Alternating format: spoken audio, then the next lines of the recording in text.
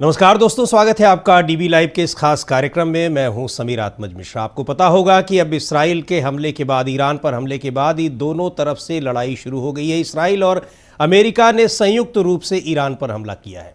पिछले साल भी हमला किया था दोनों ने संयुक्त रूप से, और 12 दिन तक ये लड़ाई चली थी। 12 दिन की लड़ाई के नाम से मशहूर हुई थी, और उसके बाद दोनों ही देशों को एक तरीके से सीज फायर करना पड़ा था ईरान के साथ। उस समय की घटनाएं आपको पता है। उसके बाद से अमेरिका लगातार ईरान को मनाने में लगा हुआ था कि उसके साथ परमाणु समझौता कर ले, और दूसरी ओर धमकी भी देता चला आ रहा था।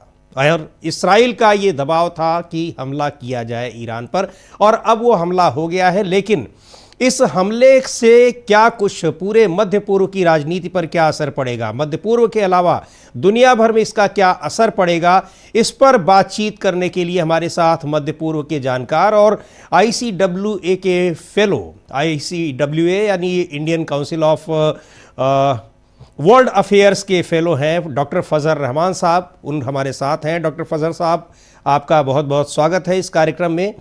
और जो आज ये हमला जब हो ही गया है, और पिछले कई दिनों से कयास लग रहे थे डॉक्टर साहब, ये कहा जा रहा था कि इस हमले के लिए इस्राइल की तरफ से अमेरिका पर दबाव है, लेकिन अमेरिका हमला करने से बच रहा था। पहला सवाल आपसे हम ये जानना चाहेंगे कि अब जब ये हमला हो गया है तो आप इसको अब किस तरीके से देख रहे हैं?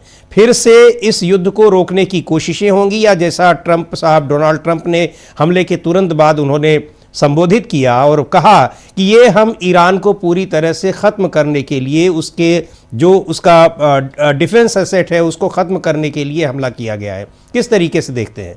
ईरान भी जवाब दे रहा है। नहीं, पहली बात तो समझिए कि ये है हमें आपको कि जिस तरह से चीजें बिल्डअप हो रही थी, और जो ईरान का इजराइल से, ईरान का यूएस से जो रिलेशन है, इसमें 3 कंपोनेंट हैं। इसमें US Israel ties, Iran US ties और ईरान इजराइल टाइज। इन तीनों का जो गठबंधन था, जो राइवलरी थी, जो इसमें हॉस्टिलिटी थी, जो इसका बिल्डअप चल रहा था गाजा वार के बाद, ये चीजें होनी थी।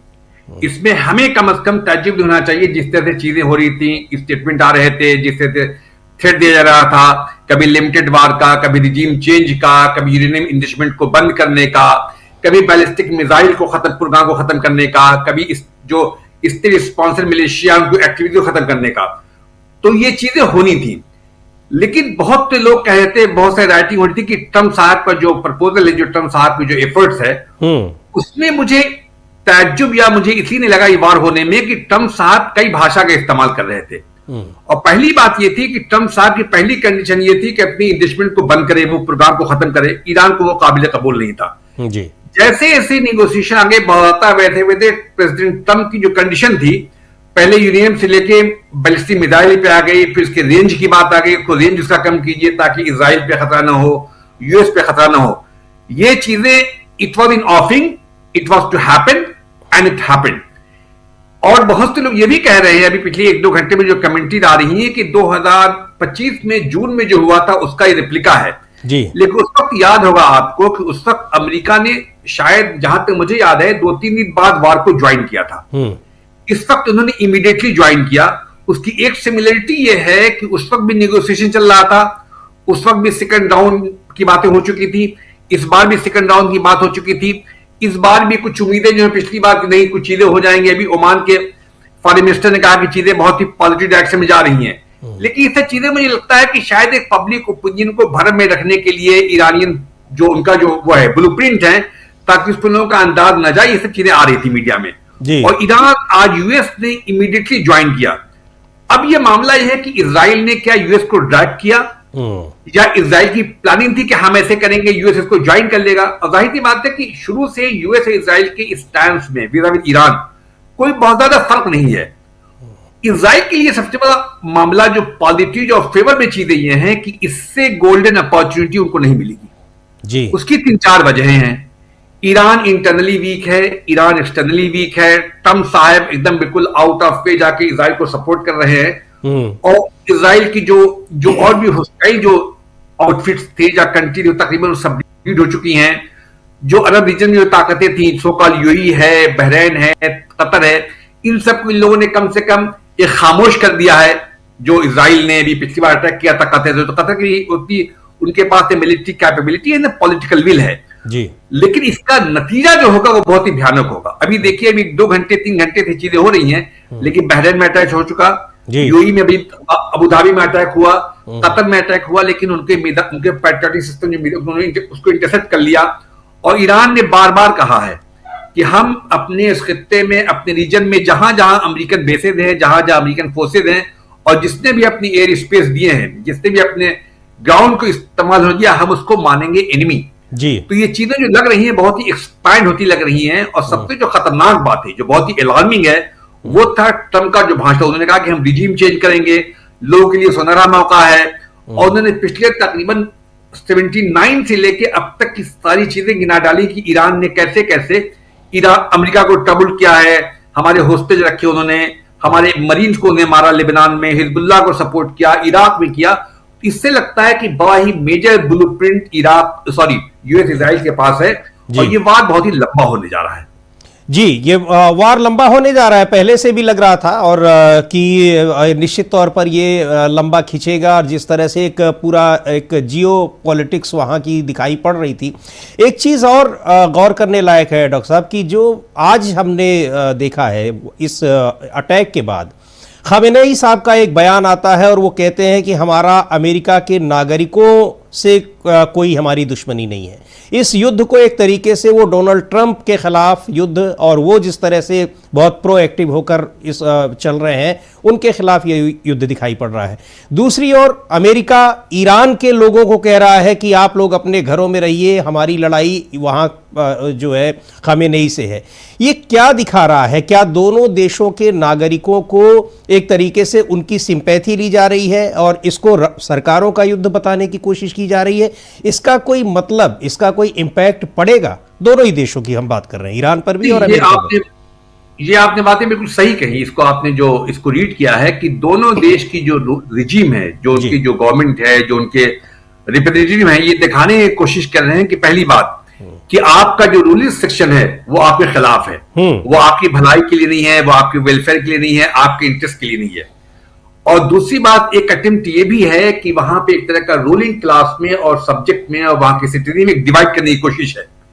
वो डिवाइड अमेरिका में तो मुश्किल है जी, लेकिन ईरान में वो डिवाइड पॉसिबल है। वो अमेरिका बहुत दिनों से कोशिश कर रहा है। पिछले दिनों जब जनवरी फरवरी में वहां बहुत ज्यादा रिवोल्ट हुए, प्रोटेस्ट मार्च हुआ, तो अमेरिका ने साफ साफ कहा कि हम आपकी सेफ्टी के लिए आ रहे हैं, हमारे लोग जा रहे हैं, विक्ट्री आपके दरवाजे पे है, आप रिवोल्ट कीजिए। और आज भी उनके भाषण में बात साफ साफ थी, उन लोगों को एडजस्ट किया कि आपके लिए गोल्डन अपॉर्चुनिटी है।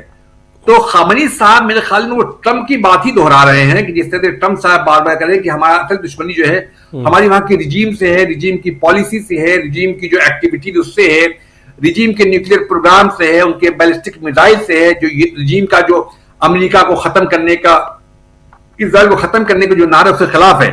हम पीपल के खिलाफ नहीं है। उसी लैंग्वेज में शायद खामेनी साहब ने बात करने की कोशिश की, लेकिन मुझे लगता है कि शायद ये जो रेटोरिक है, ये जो आर्गुमेंट है, अमेरिका के केस में काम नहीं करता, इसलिए कि वहां का जो कनेक्ट है, वहां के लोगों का स्टेट से कनेक्ट बहुत ही कम है।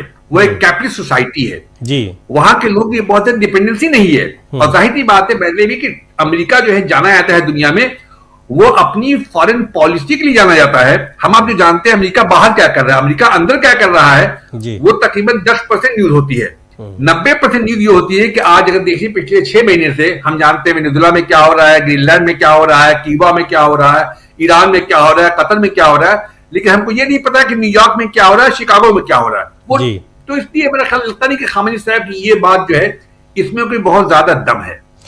लेकिन खामेनेई साहब की बातें वहाँ वो कितना पहुँच पा रही हैं वो ठीक है, एक बार हम मान लेते हैं, लेकिन अमेरिका में भी ट्रंप को लेकर, ट्रंप की पॉलिसीज़ को लेकर, चाहे वो फाइनेंशियल पॉलिसीज़ हों, चाहे उनकी ये फॉरेन पॉलिसी हो, उसको लेकर एक नाराज़गी तो आम लोगों में, अब केवल पॉलिटिकली नहीं, एक दिखाई पड़ रही है। और दूसरी ओर अभी पिछले दिनों काफ़ी चर्चा में रहा उनके सेना अध्यक्ष का एक बयान कि ईरान पर हमले को लेकर वो शायद मुतमईन नहीं है।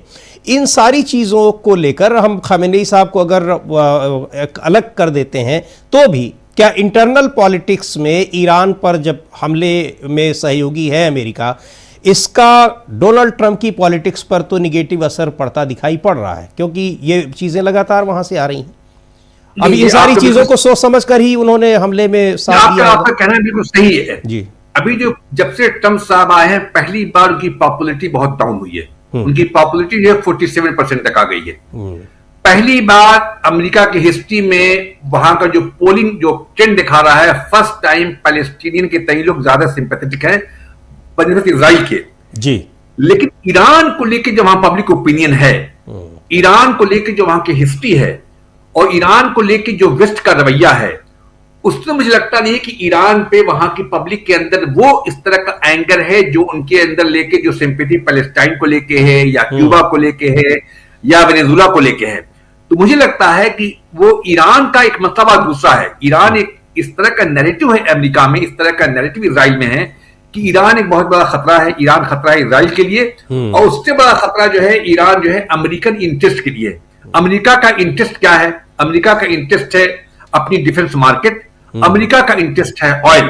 जब इन दोनों चीजों की बात आती है तो वो पब्लिक ओपिनियन जो है ज्यादातर डिम पड़ जाती है। उसका एक एग्जांपल हम देंगे कि अभी ट्रंप साहब ने कहा है कि हम बहुत ज्यादा इन्वेस्टमेंट लाए हैं। 9 ट्रिलियन इन्वेस्टमेंट में से सिर्फ 4.5 ट्रिलियन इन्वेस्टमेंट जो आया है वो आया है गल्फ कंट्रीज से। उसमें सऊदी है, कतर ही हुई है। तो जाहिर सी बात है जनता को लगता है, उनकी आवाम को ट्रंप साहब बताने में काफी हद तक कामयाब हैं कि देखिए ये मिडिल ईस्ट का रीजन जो है बहुत ही इंपॉर्टेंट हमारी इकोनॉमी के लिए है, बहुत ही इंपॉर्टेंट हमारी स्टेबिलिटी के लिए है, बहुत ही इंपॉर्टेंट इजरायली सिक्योरिटी के लिए, जिससे हमारा डायरेक्ट लिंक है। तो ट्रंप साहब अमेरिका, चाहे यूरोप, चाहे इजराइल, इन जो तीनों मेजर सेंटर हैं, चाइना रशिया तो मैं नहीं मानता कि उतना बड़ा एक सेंटर है ओपिनियन मेकिंग में, लेकिन जो यूरोप का रवैया रहा है, जो अमेरिका ईरान से रहा है, जो इजराइल का रवैया रहा है, जो यूएस का रहा है, उन तीनों में ईरान को लेके एक लार्जर जो है बाय एंड लार्ज एक ब्रॉड कंसेंसस है कि ईरान के न्यूक्लियर प्रोग्राम को किसी तरह से इस स्टेज पे जाने देना है जहां वो न्यूक्लियर वेपन डेवलप कर सके। जी। तो उसमें मेरे ख्याल में ट्रंप साहब बहुत हद तक कामयाब हैं। उनकी पॉपुलैरिटी गिर रही है। उनके जो डिफेंस चीफ है उनका ये कहना है कि ईरान अभी हम कैपेबल नहीं है, बहुत ज्यादा क्यास होगा, एनार्की होगी। और बहरहाल अमेरिकन प्रेसिडेंट की जो स्टाइल ऑफ वर्किंग है, हमें भी पता है, आपको भी पता है कि किस तरह से वो करते हैं, कितने अनप्रेडिक्टेबल हैं, कभी कभी कितने एग्रेसिव हैं, कभी कभी की चीजों को कैसे सिंगल हैंडेडली वो मतलब लगता है कि अमेरिका ट्रंप है, ट्रंप अमेरिका है। इन सब चीजों को लेकर फाइनल जो आउटकम ये है कि ईरान पे अटैक हो गया और ईरान पे अटैक इसके लार्ज स्केल कॉन्सिक्वेंसेस हैं ईरान के अंदर भी और पूरे खित्ते में भी। बिल्कुल। तो इसका मतलब कि ये वहाँ की अवाम, अगर अमेरिका की अवाम की बात करें तो वो ईरान पर हमले को लेकर ट्रंप के बहुत ज़्यादा खिलाफ नहीं जाने वाली है। आपका अगर हम ये माने तो ऐसा लग रहा है। एक और हाँ जी हाँ, एक और सवाल डॉक्टर साहब कि ये जो चाहे अमेरिका और इसराइल दोनों का टारगेट पर हमेशा खामेनेई साहब रहे हैं और अभी भी वो कह रहे हैं कि हमको ईरान में 1979 की क्रांति जो आई तो हमको उस चीज़ को करना है। रज़ा पहलवी साहब का भी बयान आ गया है।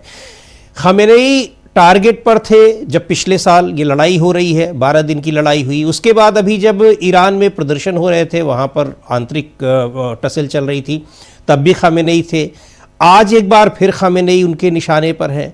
लेकिन इतनी मजबूत जो एक इनकी अपनी खुफिया एजेंसी है, मोसाद है, अमेरिका की भी का जो भी खुफिया सिस्टम है बहुत ही मजबूत है, क्या खामेनेई साहब को ये ट्रेस नहीं कर पाते हैं हर बार, या फिर केवल दिखा रहे हैं निशाने पर और निशाना वास्तव में कुछ और है? देखिए, खामेनेई साहब को ट्रेस करना उनके लिए बहुत ज्यादा मुश्किल नहीं है। जिस तरह से उन्होंने टारगेटेड किलिंग की, आपको याद होगा पिछले जून में उन्होंने शुरुआत के ही 2-3 में बड़े बड़े साइंटिस्ट को, उनके बड़े जो IRGC के लीडर थे उनको मारा। उन्होंने कैसे हनिया को मारा था, उन्होंने इस्माइल हनिया को जो मारा था उन्होंने पहले टेक्निक सेरेमनी में। लेकिन मुझे लगता है कि खामेनेई साहब को टच करने का मतलब यह है कि खामेनेई साहब वहां पे सिर्फ एक सिंबल नहीं है, वो स्पिरिचुअल सिंबल है, वो नेशनल सिंबल है, वो सॉवरेनिटी के सिंबल है, वो शाइदम के सिंबल है। एक जो शिया सेक्ट का जो बहुत बड़ा दुनिया में बड़ा वो उसको सिंबल है जी। तो उनको टच करने का मतलब है कि ईरान की जो मासेस का जो सेंटिमेंट होगा वो बहुत ज्यादा होगा। और जो अमेरिकन डिजाइन है रिजीम और पॉपुलेशन में डिवाइड क्रिएट करने की, वो मेरे ख्याल में उसमें वो फेल हो जाएंगे। इसलिए खामेनी को वो टच नहीं कर रहे हैं। दूसरी बात यह है कि हमें आपको याद रखना चाहिए कि ईरान जो है इराक नहीं है। इराक के अंदर एक बहुत बड़ी एक डेमोग्राफिक डिवीजन था, कुर्द का डिवीजन था, शिया का डिवीजन था, सुन्नी का डिवीजन था। ईरान में वो चीज नहीं है। ईरानी सोसाइटी बहुत ही होमोजेनस सोसाइटी है और उनके जो पेरिफेरी में जो कुर्द्स हैं, अनलाइक इराक बहुत ज्यादा कन्फ्रंटेशन का कोई इतिहास नहीं रहा है। जैसे सद्दाम साहब ने, लेट सद्दाम ने कुर्द को मारा, उनके ऊपर गैस छोड़ी, उनके लाखों लोग मारे गए, उस तरह की हिस्ट्री ईरान में नहीं है। ईरानियन नेशनलिज्म जो है बहुत ही इंट्रेंच है और उस नेशनलिज्म को इंट्रेंच करने में अमेरिका और इजराइल का बहुत बड़ा हाथ है। जब अमेरिका ये स्लोगन देता है कि हम आ रहे हैं आपका साथ देने, तो ये भूल जाता है कि जैसे साहब कहते हैं अमेरिकन नेशनलिज्म जो है, अमेरिकन प्रोटेक्शनिज्म, अमेरिकन सेल्फहुड वो और एसर्ट करता है और उसकी आइडेंटिटी जो है और इंटेंस होती है और डीपेन होती है। तो खमेनी साहब को टच करना उनके लिए जिस तरह का उनका इंटेंसमेंट है वहां के सिक्योरिटी ऑपरेटर्स में, वहां के इंटेलिजेंस सर्विस में, मुझे लगता है कि उनको शायद they will have to think 1000 time before targeting Khamenei. इसलिए खमेनी का अभी भी मतलब खमेनी एक कुछ लीडर है, खमेनी का मामला सिर्फ पॉलिटिक्स ऊपर है, वो एक इनफैलिबल इमाम है मतलब वो, और उनकी जो लोगों में जो रिवरेंस है, जो रिगार्ड है, वो शायद अमेरिकन पॉलिसी मेकर्स को शायद समझ में नहीं आता कि किस तरह का इमोशनल और रिलीजियस और स्पिरिचुअल टच है मासेस का खमेनी से। बिल्कुल, इसीलिए सही आप कह रहे हैं कि उनको ट्रेस करना इतना मुश्किल नहीं है, लेकिन ट्रेस करने के बाद उनके साथ जो कुछ करेंगे तो उसका जो इम्पैक्ट होगा, उसके कॉन्सिक्वेंसेस जो होंगे वो कहीं ज़्यादा होंगे। एक चीज़ और फजर साहब की, जो ये ईरान पर हमला हुआ, पिछले बार को भी हम देखें, इस बार भी अब कहा तो बहुत कुछ जा रहा है, पिछले बार भी कहा गया था, और इसके जो न्यूक्लियर प्लांट्स हैं उनको टारगेट किया गया था, जबकि उस समय भी ईरान ने कहा कि हमारे न्यूक्लियर प्लांट्स को कोई ऐसा नुकसान नहीं हुआ है। अब फिर एक बार टारगेट किया गया है, तो अगर पिछले बार डिस्ट्रॉय कर दिया गया था तो अब किस तरीके से कर रहे हैं? ये सब चीज़ें अपनी जगह है, लेकिन क्या कहीं, और जिस तरह से पिछले बार ईरान ने लड़ाई लड़ी थी, उसको देखते हुए क्या लगता है कि इस्राइल और अमेरिका दोनों ही ईरान की ताकत को अंडरमाइन कर रहे हैं, या फिर अब की बार लड़ाई वास्तव में कोई एक डिसाइसिव होने वाली है? देखिए, ये तो बहुत बड़ा फैक्ट है कि अमेरिका और ईरान में जो पावर रिलेशनशिप बहुत ही एसिमेट्रिक है, बहुत ज्यादा एसिमेट्रिक है जी। इजराइल और ईरान से अगर एसिमेट्रिक ना हो तो हम मान सकते हैं, लेकिन ईरान और अमेरिका से एसिमेट्रिक है, और इजराइल और ईरान से एसिमेट्रिक हो जाती है इसलिए कि उसका साथ अमेरिका दे रहा है जी। तो अंडरमाइन तो नहीं करनी, कह रहे हैं वो अमेरिका को पता है, अमेरिका जो भी स्टेप ले रहा है, अमेरिका मतलब आप जो है, अमेरिका के बारे में कहा जाता है कि आप वार जीत सकते हैं लेकिन पीस नहीं जीत सकते आप। इराक में क्या हुआ, अफगानिस्तान में क्या हुआ, सोमालिया में क्या हुआ, लीबिया में क्या हुआ।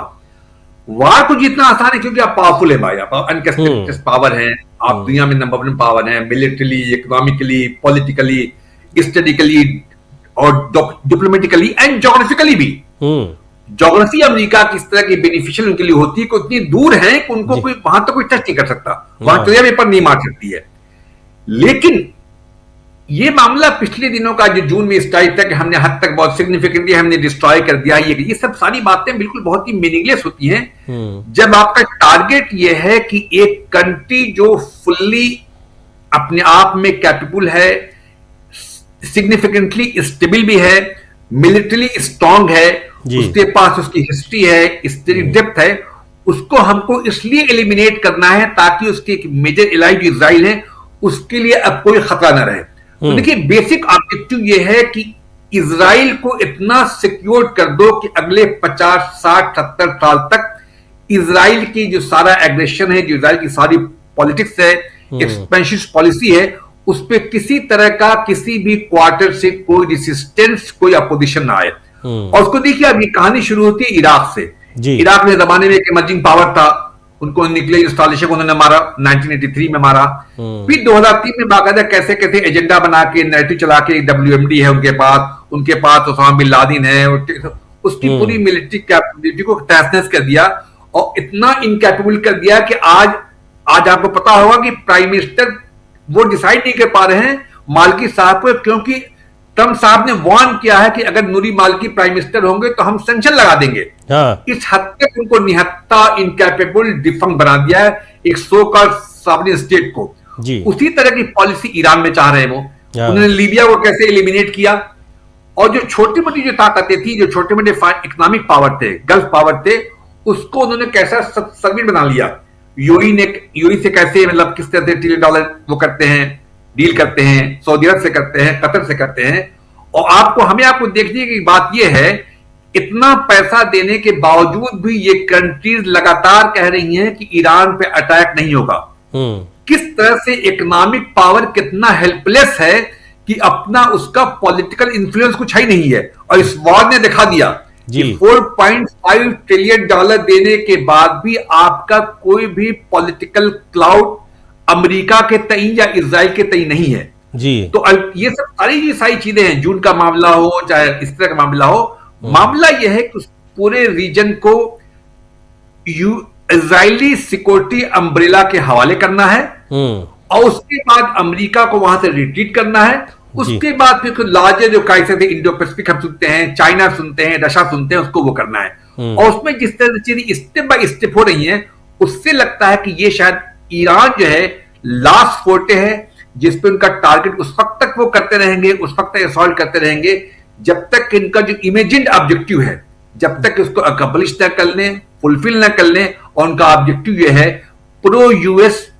प्रो इजराइल रिजीम को बैठालना जी, ईरान की मिलिट्री कैपेबिलिटी को खत्म करना, ईरान को यूएस और इजराइल के फोल्ड में लाना, जैसे यूएई है, जैसे बहरीन है, जैसे कतर है, जैसे सऊदी अरेबिया भी कभी आ सकता है जी। ईरान किसी भी तरह से यूएस इजराइल की जो ज्वाइंट डिजाइन है उसको किसी भी तरह से इंपेडिमेंट न कर सके और यूएस इजराइल का पूरा बोलबाला हो, ये अल्टीमेट ऑब्जेक्टिव है। और उस पर वो बहुत ही सलीके से, बहुत ही ग्रेजुअली, बहुत ही स्मार्टली, पूरी अपनी ताकत के साथ वो कर रहे हैं। और आज जाके मामला यहां तक पहुंचा कि आज ट्रंप साहब ने साफ साफ कह दिया, एक हफ्ता पहले कह रहे थे कि लिमिटेड स्ट्राइक करेंगे, आज उन्होंने कहा कि हमें रिजीम को बदलना है और लोगों से कहा कि आप तैयार रहिए, आपके अच्छे दिन आने वाले हैं जी। वही उन्होंने अपना बिल्कुल एजेंडा उन्होंने क्लियर कर दिया है। तो और ये जब प्रोटेस्ट हो रहे थे ईरान में तब भी सीधे सीधे था और उन्होंने प्रोटेस्टर्स को बाकायदा समर्थन दिया हुआ था।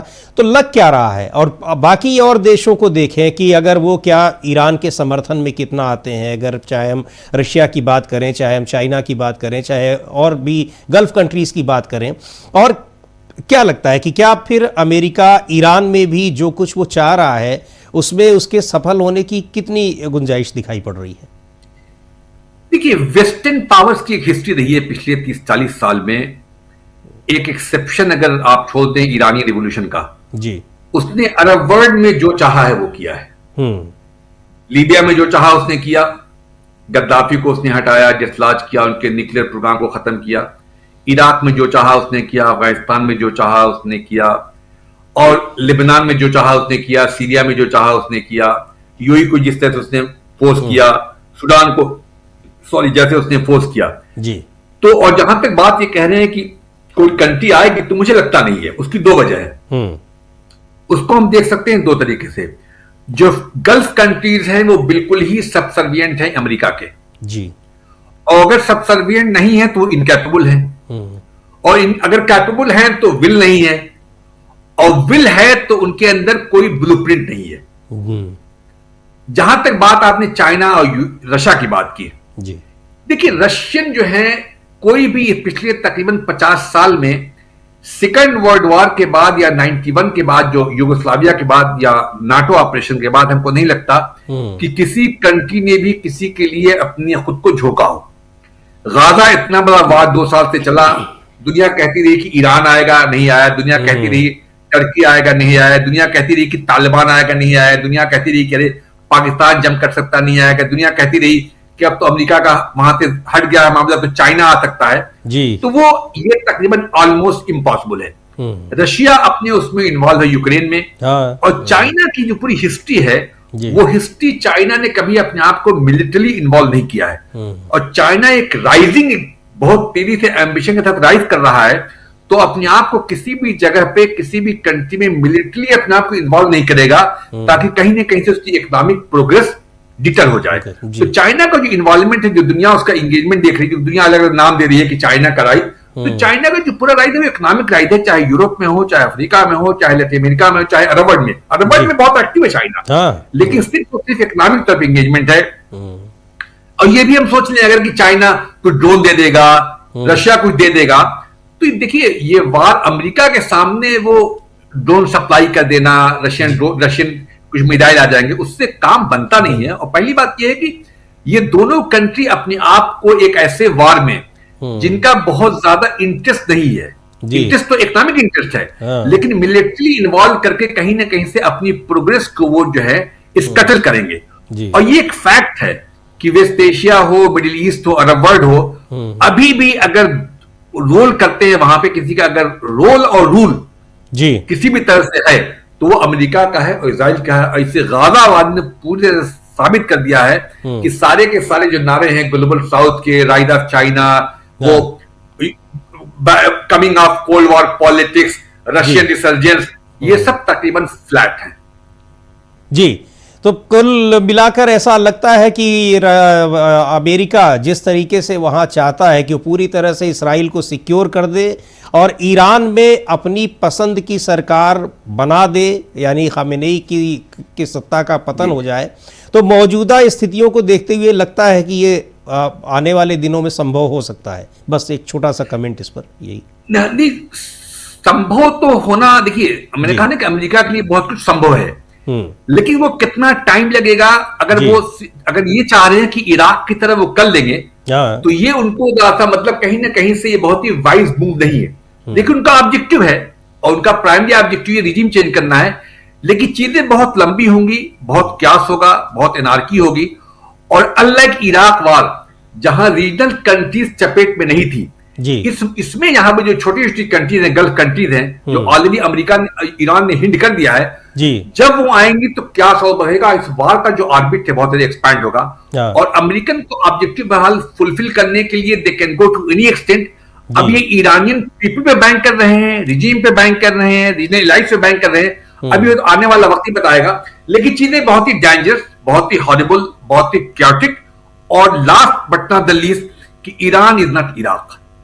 जी बिल्कुल यही बात है, और इसको मुझे लगता है कि ये एहसास जो पिछले साल 12 दिन की लड़ाई हुई थी उसमें अमेरिका और इसराइल दोनों को ही हुआ था। और ये भी कहा जा रहा है फजल साहब कि अमेरिका बार बार अगर हिचकिचा रहा था, धमकी तो बार बार दे रहा था, लेकिन वो अटैक करने से हिचकिचा रहा था। दूसरी ओर इसराइल का दबाव उस पर बढ़ रहा था। तो क्या ये कहीं से सच्चाई है या फिर मौका अमेरिका ढूंढ रहा था? अगर हम अमेरिका में जाहिर सी बात है बात करें डोनाल्ड ट्रंप की, कि वो मौका ही ढूंढ रहा था, या वो पिछले साल के अपने तजुर्बे को देखते हुए जिस तरह से मिसाइल अटैक्स किए थे कतर एयरबेस पर ईरान ने, और कहा भी था कि यहाँ मिडिल ईस्ट में जितने भी एयरबेस हैं हम करेंगे, उसने शुरू भी कर दिए हैं, तो कहीं ना कहीं हिचकिचाहट इसमें ट्रंप की दिखाई ज़रूर पड़ रही थी, और धमकियों की जो भाषा थी उनकी, उससे भी ये लग रहा था। आपको ऐसा लगता है या नहीं? नहीं, हिचकिचाहट तो देखिए हेजिटेशन था, लेकिन आज की जो पॉलिटिक्स है, जो वर्ल्ड पॉलिटिक्स है, खास करके जो वेस्ट एशियन पॉलिटिक्स है जी, और जिस तरह से 2-3 साल से चीजें चल रही हैं, ये बताना बड़ा मुश्किल है कि इजराइल अमेरिका को डिक्टेट कर रहा है या अमेरिका इजराइल को डिक्टेट कर रहा है। इस सब जिस तरह का इजराइल एसर्शन है, इजराइल की जिस तरह की लॉबी अमेरिका में स्ट्रांग है, जिस तरह की वहां पे जो क्रिश्चियन जो ज़ायनिस्ट हैं, जो इवेंजेलिकल लॉबी है, अभी एक हफ्ता पहले ट्रंप प्राइम मिनिस्टर नेतन्याहू ने कहा था कि ट्रंप को ये वॉर करना ही होगा। तो देखिए ये वॉर की जो पूरी वॉर मशीनरी है, जो डिफेंस इंडस्ट्री है, जो वहां की कांग्रेस में लॉबिंग होती है, जो वहां पे America Israel public affairs committee IUPAC है, तो उसमें कई तरह से अमेरिका पे प्रेशर बिल्डअप हो रहा था। और जितनी भी वहां पे प्रेशर ग्रुप हैं, चाहे वो यूनिवर्सिटीज हो, चाहे स्टेटिक थिंक टैंक हो, चाहे आर्मी में हो, चाहे व्हाइट हाउस में हो, चाहे स्टैब्लिशमेंट में हो, चाहे ओवल ऑफिस में, वहां पे अमेरिकन रोल जो है वो बहुत ही स्ट्रांग है, बहुत ही इंट्रेंच है। तो ट्रंप शायद चाहते हुए भी कि इस वार को कुछ हद तक एवर्ट कर लें, कुछ हद तक नेगोशिएशन कर लें, कुछ और टाइम दे दें, कुछ और जो है टाइम बाई कर लें, वो लगता है शायद इजराइल इनको टाइम नहीं दिया। लास्ट टाइम भी इजराइल इनिशिएटिव लिया था, इस टाइम भी इजराइल इनिशिएटिव लिया था, और इसका पहला ऑब्जेक्टिव यह है कि आप नेगोशिएशन को डिरेल कीजिए। दूसरा ऑब्जेक्टिव है कि अमेरिका को फोर्स की ज्वाइन करने के लिए, और तीसरा ऑब्जेक्टिव यह है कि ये इजराइल ये दुनिया को बताने के लिए कि हमने अननेसेसरी या यूनिलेटरल एक्शन नहीं है, ये हमारा ज्वाइंट ऑपरेशन है, तो उसको एक तरह से डिप्लोमेटिक कवर मिल जाएगा, इस तरह से उसे स्ट्रेटेजिक कवर मिल जाएगा। ये नहीं कह पाएगा कि यूनिलेटरल एक्शन है। तो इधर के पास भाई यूएस इधर ज्वाइंट वॉर है, यूएस इधर ज्वाइंट ऑपरेशन है, तो इससे अपने आप एक सेफ्टी मिल जाएगी, डिप्लोमेटिक कवर मिल जाएगा। ये भी उसके पीछे एक स्ट्रेटजी है। जी, बहुत बहुत शुक्रिया फजर साहब। डॉक्टर फजर रहमान सिद्दीकी साहब हमारे साथ जुड़े और बहुत सारी जानकारी आपने दी हमारे दर्शकों को, और पूरा ये सीनेरियो क्या है और इसके क्या मतलब हो सकते हैं, क्या परिणाम हो सकते हैं। बहुत बहुत शुक्रिया सर, फिर आपसे बातचीत होगी और इस कार्यक्रम को अब यहीं समाप्त करते हैं। मुझे दीजिए इजाज़त, नमस्कार।